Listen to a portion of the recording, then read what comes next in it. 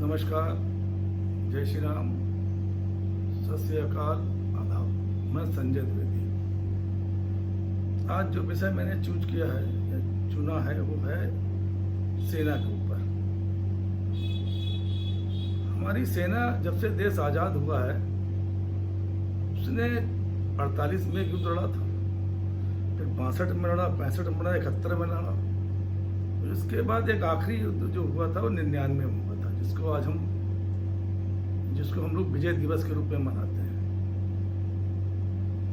यह युद्ध इसलिए ऐसे हुआ था कि परवेज मुजफ्फर जो राष्ट्रपति थे वो इस देश में आए थे। आगरा मीटिंग हुई, माननीय प्रधानमंत्री जी इस समय थे अटल बिहारी वाजपेयी। ससम्मान उन्होंने बुलाया, लेकिन उन्होंने जाके कारगिल से अपना युद्ध प्रारंभ कर दिया। देखिए, हमारी सेना इतनी जांबाज है, रेगुलर सेना इतनी जांबाज है कि हम नीचे थे वो ऊपर थे, उसके बाद भी खदेड़ दिया। तो उस समय हम लोगों ने जो इस दिन का नाम रखा था, विजय दिवस का रखा था नाम। हमारी सेना तो वो सेना जिसने बांग्लादेश और पाकिस्तान बंटवा दिया। इंदिरा गांधी थी उस समय, उनका युद्ध हुआ था, उस समय बंटवा दिया। 62 में जवाहरलाल नेहरू थे। तो सेना की चर्चा, सेना की बात करना या सेना की देखना बहुत बड़ी बात है। सबसे जागरूक सेना, सबसे बड़ी सेना, सबसे मजबूत सेना अगर कोई है वो इसमें हिंदुस्तान की है, जिसपे हम लोग गर्व करते हैं। उस सेना पर हम लोग गर्व करते हैं। आज लद्दाख में माननीय प्रधानमंत्री जी गए थे विजय दिवस के रूप में, उनका स्वागत है, वो जाना चाहिए था। लेकिन उन्होंने अब 2 साल बाद जो है कारगिल में जो आज युद्ध हुआ था उसका विजय दिवस था, उसके बाद उसमें उनका जाना हुआ लद्दाख में। 2 साल बाद उन्होंने आज अग्निवीरों के बारे में अपना एक स्पष्ट ज्ञान दिया, स्पष्ट बात रखी। देखिए, वो प्रधानमंत्री जी हैं, एनडीए प्रधानमंत्री हैं, तीसरी बार बने हैं। उनकी सोच के बारे में तो मैं नहीं कह सकता हूं, लेकिन एक भारतीय नागरिक होने के नाते मैं जरूर एक बात कर सकता हूं जो हमें समझ में आती है और जो हम बताना चाहते हैं अपने दोस्तों को, मित्रों को, आम जनता को जो हमारा ये देखते हैं, उनको मैं बताना चाहता हूं। देखिए, अग्निवीर और रेगुलर सेना दोनों में अंतर है। रेगुलर सेना वालों को 19 महीने की ट्रेनिंग दी जाती है, चाहे एयरफोर्स हो चाहे दूसरी से हो, सब में लगभग 19 महीने, मतलब 5000 घंटे जो होते हैं उनको ट्रेनिंग दी जाती है। फिर वो सेना में अपना रेगुलर काम करते हैं। जिन्होंने जितने युद्ध जीते हैं इस देश में, कारगिल जो सबसे कठिन युद्ध था हमारा, हम नीचे थे, वो भी उन्होंने जीत के दिखाया देश को, तो देश उन पर गर्व करता है। लेकिन छोटी सी बात आ जाती है, अभी हमारा पुलवामा में आपने देखा हुआ अटैक हुआ था। लोग जब इससे राजनीतिकरण इसका करने लगते हैं, सेना की बड़ाई अपने ऊपर लेने लगते हैं, तो थोड़ा सा दुख होता है। किसी भी प्रधानमंत्री ने हमारे समझ में जो इससे पहले रहे होंगे, कभी भी सेना के ऊपर राजनीति नहीं की। सेना के ऊपर जो हो सकता है उन्होंने किया। लेकिन पहली बार मैंने देखा कि पुलवामा अटैक हुआ, उसमें सर्जिकल स्ट्राइक हमारी सेना ने की थी। हमें गर्व है सेना पे, सर्जिकल स्ट्राइक सेना ने की।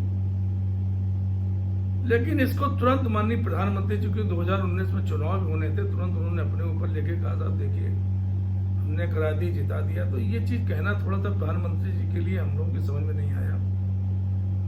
वो कहते हैं कि साहब सेना के विषय को राजनीतिकरण नहीं करना चाहिए, लेकिन जब समय आता है तो हर चीज में उनका राजनीतिकरण दिखाई पड़ने लगता है, हर चीज अपने ऊपर लेने लगते हैं। क्योंकि उन्होंने एक बार कहा था, एक अकेला सब पे भारी, संसद भवन में कहा। ये चीजें शोभा नहीं देती कि एक अकेला सब पे भारी, हम अकेले देश की पूरी रक्षा कर रहे हैं, हम अकेले देश में जो सब पे भारी हैं, चाहे विपक्ष हो चाहे कोई हो। चलिए खैर, तो उनकी अपनी सोच है, उनसे बड़े हैं, प्रधानमंत्री हैं, तो हम कुछ नहीं कह सकते हैं।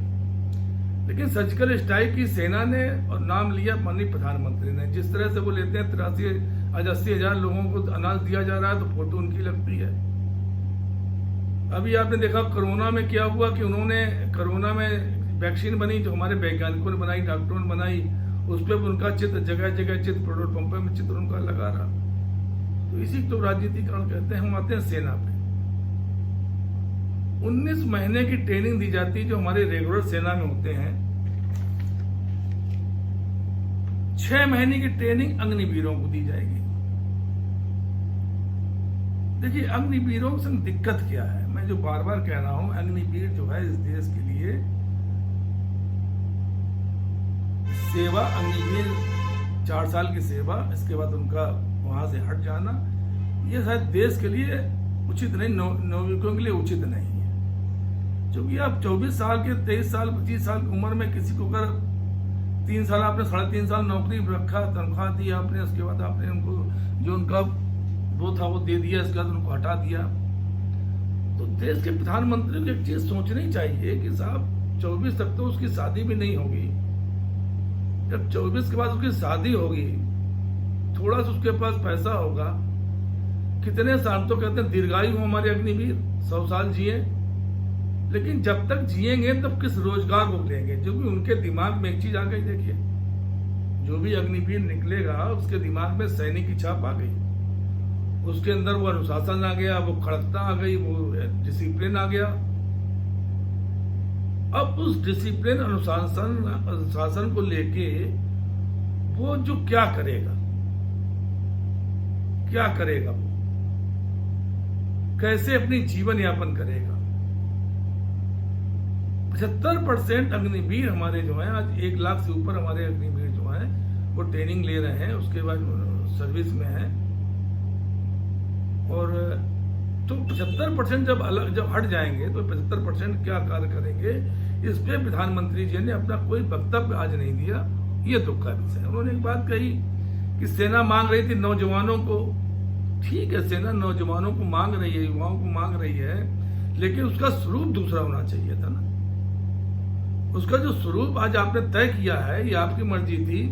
मैं तो नहीं समझता हूं कि सेना कोई अधिकारी इस चीज को स्वीकार करेगा, क्योंकि अगर युद्ध आज होने लगे, आज माना चलिए भगवान युद्ध ना हो, लेकिन अगर आज देश में युद्ध हो जाए तो ये 6 महीने की जिन्होंने ट्रेनिंग ली अग्निवीरों ने, क्या युद्ध का सामना कर पाएंगे? क्योंकि जो ट्रेनिंग होती है एक सेना के जवान की, बहुत ही कठिन ट्रेनिंग होती है। तो मैं समझता हूं शायद ये जो हमारे अग्निवीर हैं वो युद्ध में उनको दिक्कत होगी शामिल होने में, उस समय कार्य करने में। ये मेरा अपना मत है, हो सकता ना हो, लेकिन जो 6 महीने की ट्रेनिंग और 19 महीने की ट्रेनिंग में अंतर है। इसके बाद आप अग्निवीर का कोई वो भी नहीं है, अपने इंश्योरेंस एक हुआ है अग्निवीरों का कि कोई दुर्घटना हो जाती है, कोई बात हो जाती है, शायद उससे उनको पैसा मिल जाएगा। सरकार तो कुछ नहीं देती है, सरकार तो सीधे रिटायर कर देगी। पहली बात तो ये हो गई। दूसरी बात उन्होंने कहा साहब एज जो है, एज हमें कम करना था। देखिए हमारे यहाँ जो एवरेज एज है वो 32 साल है, और आप बाहर के देशों में चले जाइए, अमेरिका चला जाइए 28.5 साल है, ब्रिटेन चले जाइए 31 साल है, फ्रांस चले 27.4 साल है, इजराइल में 21 साल है, चीन में 24.5 साल है। देखिए हर देश की भौगोलिक स्थिति और हर देश का अपना एक वो अलग अलग होता है। उसको भारतवर्ष से कंपेयर करना मैं नहीं समझता हूं उचित होगा। यहां पे कोई चीज अगर हम देने जा रहे हैं, हमारी गवर्नमेंट देने जा रही है, हमारे प्रधानमंत्री देने जा रहे हैं, उसके पीछे बिल्कुल ये देखना चाहिए कि रेगुलर जो एम्प्लॉय सेना है और जो इस तरह के हमारे जो अग्निवीर बनेंगे उनमें क्या डिफरेंस है। जो अग्निवीर 4 साल के लिए होंगे उनको अंदर मन में क्षोभ पैदा होगा, क्षोभ होगा उनके अंदर, अरे साहब हम तो 4 साल में रिटायर हो जाएंगे। तो ये स्थितियां जो होंगी देश में, ये शायद एक विस्फोटक हो जाए। मैंने पहले भी कहा था कि जो 75% अग्निवीर देश में निकलेंगे तो वो क्या करेंगे, उनके अंदर का क्षोभ आप कैसे समाप्त कर पाएंगे। इस पे प्रधानमंत्री जी ने आज कोई भी एक भी शब्द नहीं बोला। जिसपे मुझे दुख लगा कि आखिरकार इनका क्या होगा। देखिए 58 साल हमारी एज है, 60 साल हमारी एज है अगर रिटायरमेंट की, तो वो 24 साल में अगर रिटायर हो अगर सेना से अलग हो जा रहे हैं तो 58 साल तक वो क्या करेंगे, 60 साल तक क्या करेंगे। आप कहीं डिपार्टमेंट 10-5% नौकरी देते हैं, जैसे अभी आपने एक रोजगार के लिए सिस्टम बना दिया, 500 कंपनियों से लेके 55,000 आदमी 55,000 देंगे, वो भी कोई हमारी समझ में नहीं आया। उसी तरह आज आप ये कर रहे हैं, सेना के लिए आपने किया, ये भी समझ में नहीं आ रहा। तो आज अगर आज अग्निवीर पे माननीय प्रधानमंत्री जी को बोलना था तो सबसे पहले ये बोलना चाहिए था कि ये 58 साल तक ये कैसे अपनी जिंदगी को आगे बढ़ाएंगे। उस पर कोई वक्तव्य नहीं प्रधानमंत्री जी का, या ये दुख का विषय है। एज कम करिए, अब नौजवानों को आपने ले रहे हैं, लेकिन नौजवानों को लेने का तरीका आपको दूसरा सोचना चाहिए था। ये हमें लगता है जल्दबाजी में उठाया गया कदम सेना के लिए है, जिसको अब लीपापोती की जा रही है। देखिए जेडीयू के भी जो प्रवक्ता हैं उन्होंने भी इसके लिए कहा 19 जून को, साहब इसकी समीक्षा होनी चाहिए। विपक्ष लेके हर आदमी, आपके जो अपने लोग हैं वो भी कह रहे हैं इसकी समीक्षा होनी चाहिए। समीक्षा की जगह अगर आप इसको कहेंगे ये सही है, और इसके अलावा एक चीज देखिए, आप जो अग्निवीर के माता पिता हैं वो भी इस अग्निवीर योजना को सही नहीं बता रहे हैं। वो भी कह रहे हैं नहीं, ये बंद होनी चाहिए, ये नहीं सही है।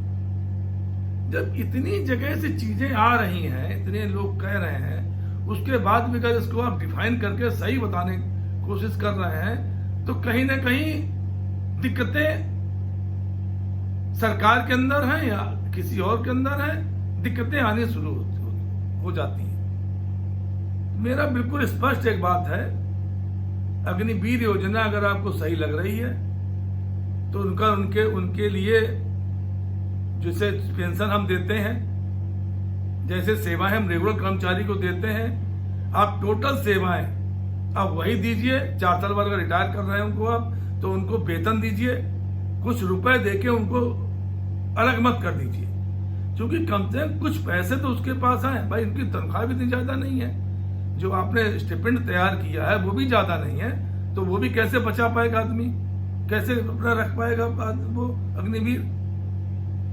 आपको सबसे पहले ये ध्यान देना चाहिए था कि उनको आपने रेगुलर कर्मचारी नहीं समझा, इसलिए उनको आप पेंशन भी नहीं दे रहे हैं। क्या बिना पेंशन के जो कर्मचारी बाहर हुआ उसको क्या तत्काल नौकरी मिल जाएगी? जहां पे रोजगार की, आप खुद जान रहे हैं इस समय बेरोजगारी, महंगाई किस आलम पे है। आप रोजगार के लिए 500 कंपनियों को कर रहे हैं जो आपके 2 लाख या 1 लाख भर्ती करेंगे। क्या वो भर्ती करेंगे मालूम है आपको? उन्हीं में ये लोग भी पहुंच जाएंगे क्या? जब उनको, हमारे देश की जनता को रोजगार नहीं मिल रहा है, उसके लिए आपको ये स्कीम लानी पड़ रही है, तो अग्निवीरों को नौकरी कैसे मिल जाएगी? इसका जवाब सरकार के पास है। इसका जवाब मुझे सरकार देकर बता दे।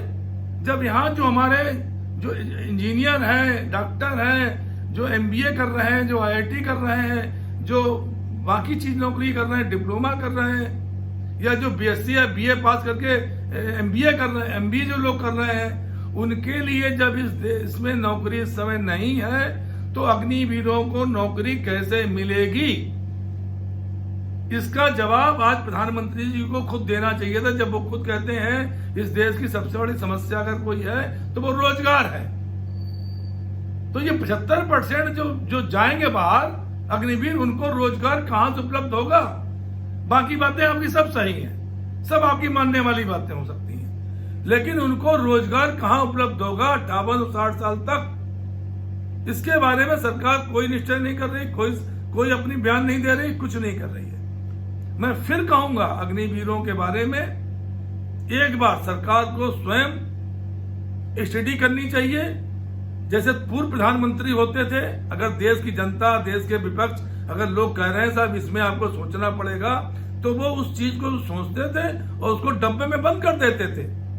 लेकिन मैंने प्रधानमंत्री जी को देखा है कि शायद क्या है, तानाशाही है, अहंकार है, अहम है, मैं नहीं समझ पा रहा हूं क्या है ये।